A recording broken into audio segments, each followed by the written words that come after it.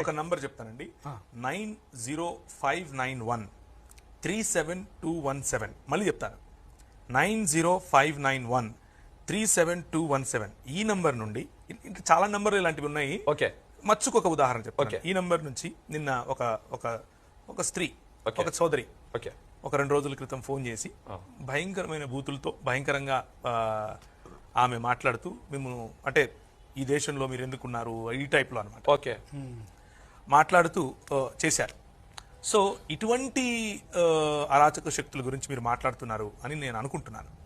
అటువంటి అరాచక శక్తులను నిజంగానే భారతదేశ ప్రభుత్వం అలాగే స్థానికంగా ఉన్నటువంటి ప్రభుత్వాలు వాటిని అరికట్టాలి. దేశంలో ఉన్నటువంటి ప్రజలపైన ఈ మతోన్మాద శక్తులు ఏవైతే పెరుగుతున్నాయో వాటిని అరికట్టాలి.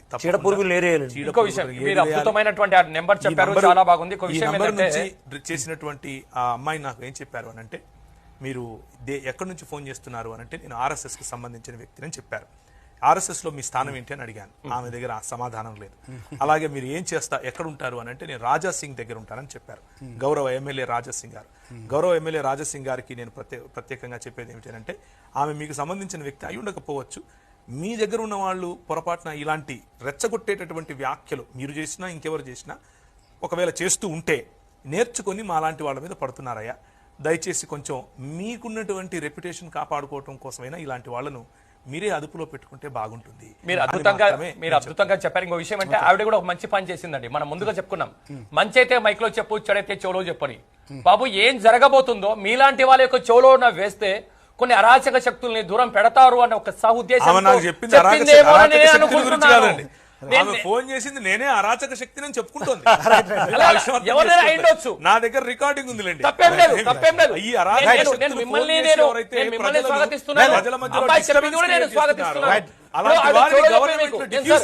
అందరిలాగా ఫేస్బుక్ లో అప్లోడ్ చేయలేదు. అది చెడు కనుక మీ చెవులో చెప్పింది. నంబర్ తో సహా చెప్పేది తప్పేం లేదు. చంపుతాము అని అనటం చెవులో చెప్పినా మైక్ లో చెప్పినా అదేంటి ఇంకా ఇలాంటి హిందూ ధర్మాన్ని చంపుతాన్రా అని చెప్పే హిందూ ధర్మాన్ని నేను నమ్మను. అది భారతదేశంలో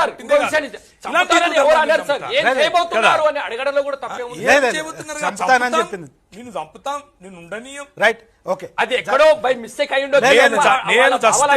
నాకేమన్నా అయితే ఇదిగో నేను నంబర్ చెప్పాను కదా, నేను చేస్తే నాకేదన్నా అయితే ఇది నేను చెప్పాను కదా, అదే కారణం. హిందూ ధర్మం చెప్తున్నాను. నా ప్రభువు అనుమతి ఇవ్వనంత వరకు నా వెంట్రుక కూడా కింద పడదండి.